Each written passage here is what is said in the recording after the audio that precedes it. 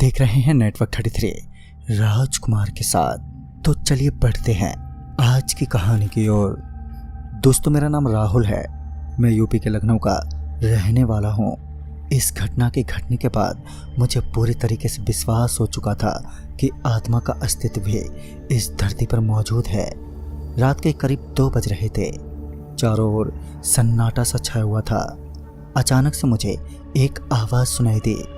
नींद खुलते ही मैं हड़बड़ाहट में उठा। मैंने अंधेरे में अपने डबल बेड पर हाथ फेरा तो वहाँ पर मेरी पत्नी नेहा नहीं थी। मैंने सोचा कि शायद वो टॉयलेट गई होगी, लेकिन बेडरूम का गेट खुला हुआ था और टॉयलेट तो बेडरूम में अटैच था। फिर यह गेट क्यों खुला हुआ था? मैं अपने ही मन में बड़बड़ाते हुए बोला, इसका मतलब नेहा टॉयलेट में नहीं है, वह बाहर है। तभी मैं अपने रूम से बाहर गया और मैंने वहाँ के सारे कमरों में देखा, लेकिन मुझे नेहा कहीं नहीं दिखी। तभी मेरी नज़र कमरे से लगी बालकनी पर गई। मुझे वहाँ पर कोई आराम से कुर्सी पर बैठकर हिलता हुआ दिखा। उसकी पीठ मेरी ही तरफ थी और वहाँ पर घोर अंधेरा भी था, इसलिए पहचानना बहुत ही मुश्किल था कि वहाँ पर कौन बैठा है। मुझे लगा शायद वह नेहा है, लेकिन नेहा इतनी रात में वहाँ पर बैठकर भला क्या करेगी? मैं थोड़ा घबराते हुए उसके पास जाकर उसे आवाज़ लगाई, नेहा, ओ नेहा, तुम इतनी रात में यहाँ पर क्या कर रही हो? लेकिन मेरी आवाज़ सुनने के बाद भी उधर से कुछ जवाब नहीं आया। वह वैसे ही आराम से कुर्सी पर हिलती रही। मैंने जब थोड़ी देर वहाँ खड़े होकर उसको देखा कि वह कोई जवाब नहीं दे रही है, तो मैं उसके और पास जाकर उसके कंधे पर हाथ रखकर बोला, नेहा, क्या हुआ तुम्हें? तुम कुछ बोल क्यों नहीं रही हो? अचानक अपने कंधे पर किसी का हाथ महसूस करके नेहा झटके से उस कुर्सी से उठ खड़ी हुई और फिर उसने पलटकर मेरी ही तरफ देखा तो मैं उसका चेहरा देखकर एकदम से चौंक गया। उसके बाल खुले हुए थे और उसकी आंखें बिल्कुल लाल थी, जैसे किसी ने उसकी आंख में मिर्ची झोंक दी हो।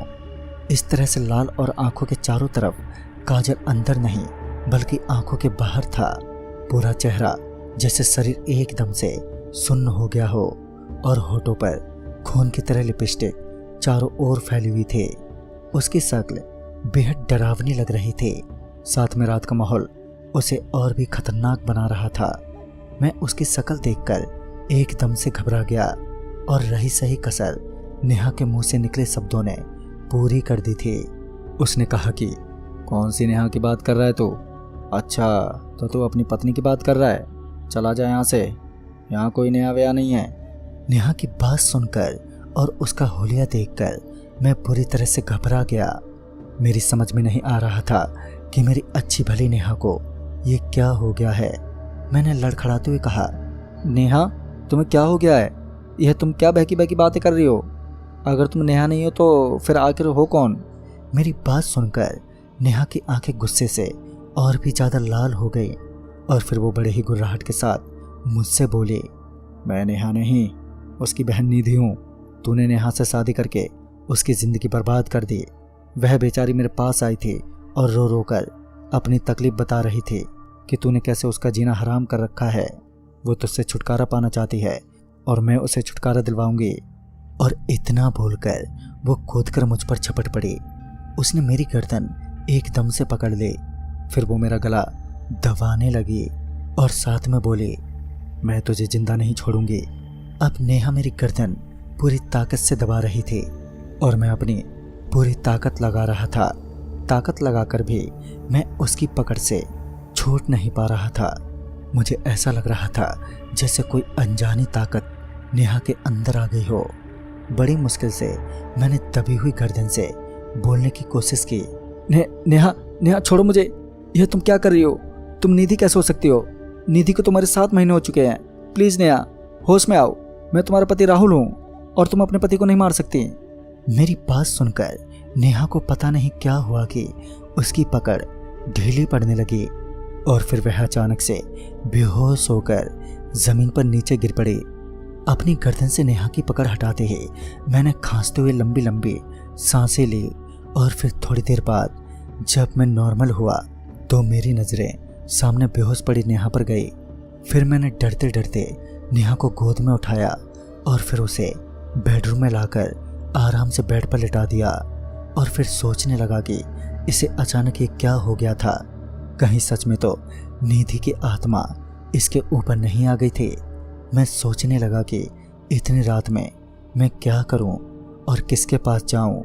इस डरावने मंजर को देखकर मेरी नींद ही गायब हो चुकी थी और फिर मैं वहीं सोफे पर बैठकर सुबह होने का इंतजार करने लगा।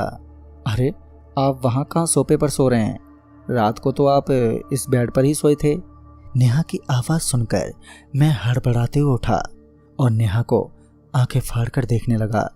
मैं ये पक्का कर लेना चाहता था कि वह थोड़ी देर पहले वाली खतरनाक नेहा तो नहीं है जिसने मुझे मारने की कोशिश की थी। तभी नेहा ने कहा, अरे आप कुछ बोलते क्यों नहीं हैं? ऐसे आंखें फाड़ कर क्या देख रहे हैं? क्या तुम्हें रात का कुछ भी याद नहीं है? नेहा बोली, तुम कहना क्या चाह रहे हो? मेरी तो कुछ भी समझ में नहीं आ रहा है। मैंने उसे रात की सारी बात विस्तार से बता दी। मेरी बात सुनकर नेहा मुझ पर हंसने लगी और बोली, लगता है कल रात को कुछ ज़्यादा ही थक गए थे आप। तभी मैंने कहा, अगर तुम्हें मेरी बातों पर विश्वास नहीं हो रहा है तो ये लो और इसमें अपना चेहरा देखो। नेहा अपने चेहरे को देखकर खुद ही डर गई और चीखते हुए आईने के सामने से एकदम से हट गई। नेहा बोली, ये मुझे क्या हो गया? अब मैं क्या करूँगी? राहुल, कहीं तुम मुझे छोड़ तो नहीं दोगे? मैंने कहा, अरे यार तुम कैसी बात कर रही हो भला? मैं तुम्हें कभी अपने से अलग कैसे कर सकता हूँ? तुम परेशान मत हो, हम आज ही किसी अच्छे मनोचिकित्सक के पास चलते हैं। देखना तुम बहुत जल्दी ठीक हो जाओगी। अच्छा अब तुम जल्दी से तैयार हो जाओ और मैं भी ऑफिस में छुट्टी के लिए अभी तुरंत ही फ़ोन कर देता हूँ। थोड़ी देर के बाद हम दोनों शहर के मशहूर मनोचिकित्सक के सामने थे। मैंने डॉक्टर से कल रात में सारी घटी घटना की चर्चा की। थोड़ी देर के बाद डॉक्टर ने नेहा को कैबिन के बाहर बैठने के लिए कहा। नेहा के जाने के बाद डॉक्टर ने मुझसे कुछ सवाल किए। हाँ तो राहुल जी, ये बताइए कि आपकी शादी को कितना समय हो गया है और क्या यह घटना कभी पहले भी हुई है? नहीं डॉक्टर साहब, हमारी शादी को 7 महीने हो चुके हैं और ये घटना पहले कभी नहीं घटी। तभी डॉक्टर ने कहा, देखिए मुझे लगता है कि नेहा के दिमाग पर अपनी बहन के मरने का सदमा कुछ ज़्यादा ही गहरा बैठ गया है और इसलिए रात को सोने के बाद उसका अवचेतन मन इस पर हावी होकर इसे नींद ही बना देता है। आप ज़्यादा चिंता ना हो, मेरे इलाज से यह जल्दी ठीक हो जाएगी। तभी मुझे कल रात के हमले की याद आई और फिर मैंने डॉक्टर को कल रात का हमला भी बताया। मेरी बात सुनकर डॉक्टर मुस्कुराते हुए बोले, देखिए फिलहाल तो खतरा नहीं है। जो मैं आपको दवाई दूंगा उससे नेहा को गहरी नींद आ जाएगी और वो फिर सुबह ही उठेगी।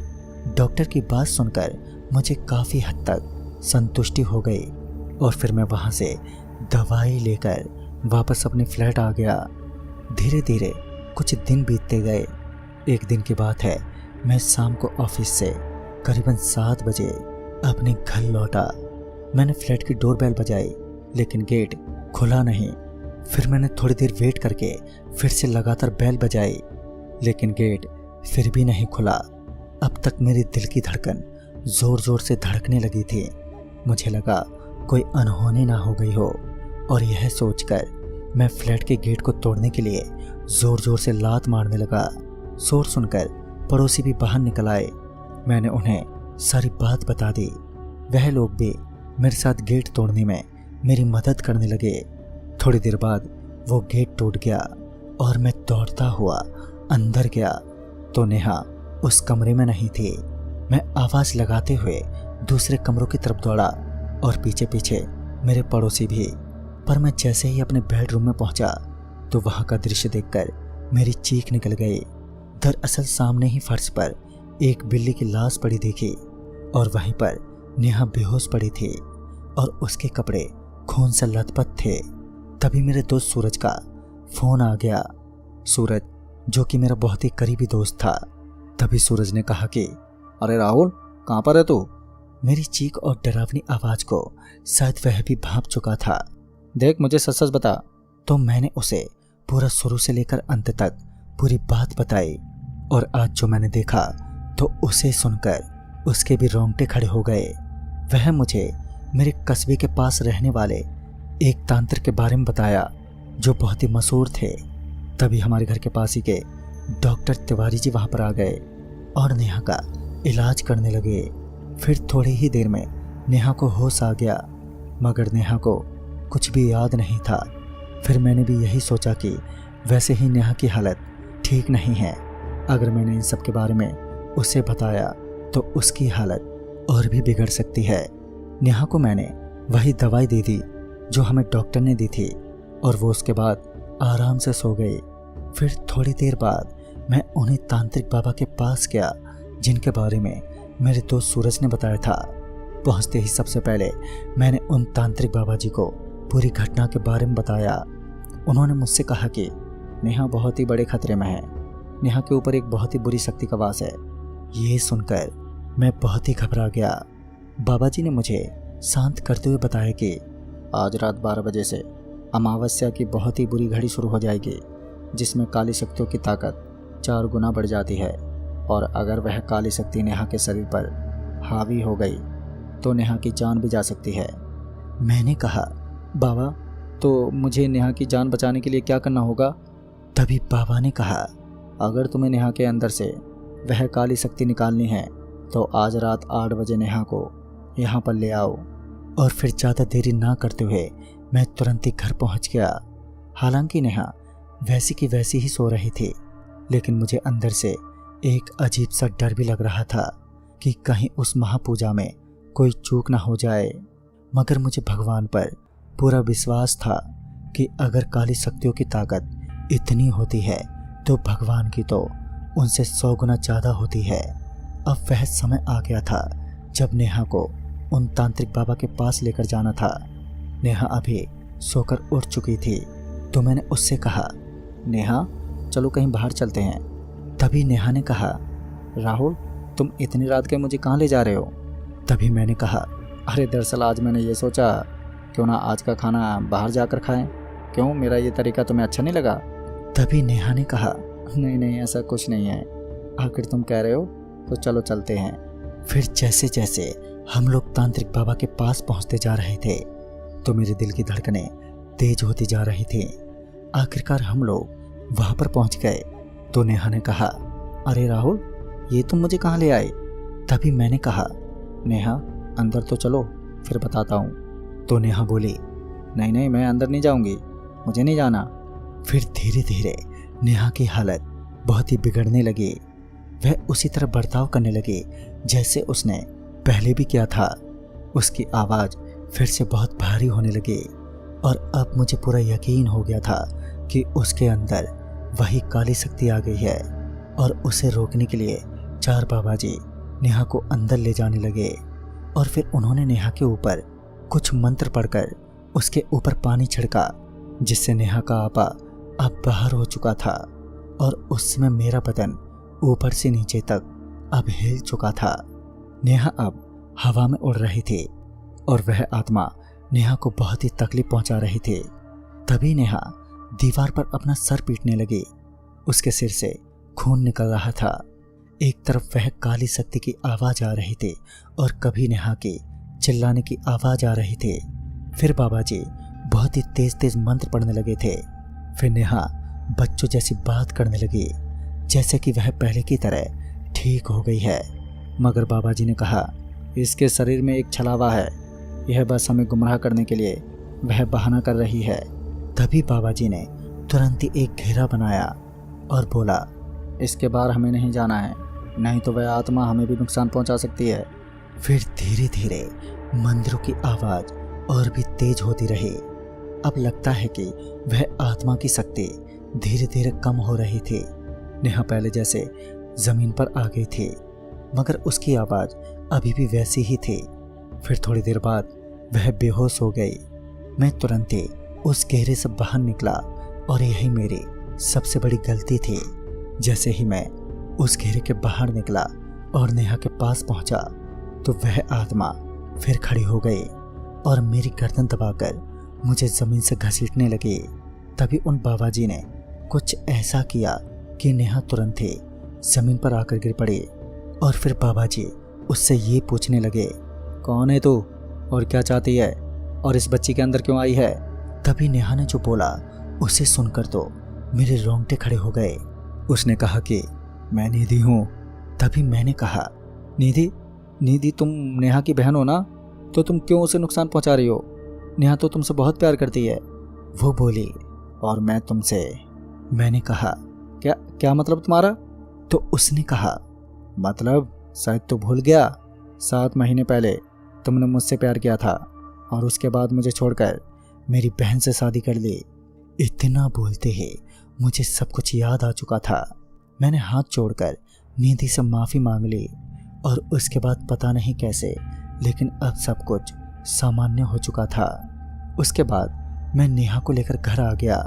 मैंने इस घटना के बारे में नेहा को बिल्कुल भी भनक नहीं पड़ने दी, क्योंकि मैं नहीं चाहता था कि हमारी ज़िंदगी में किसी की वजह से दरार पड़ जाए।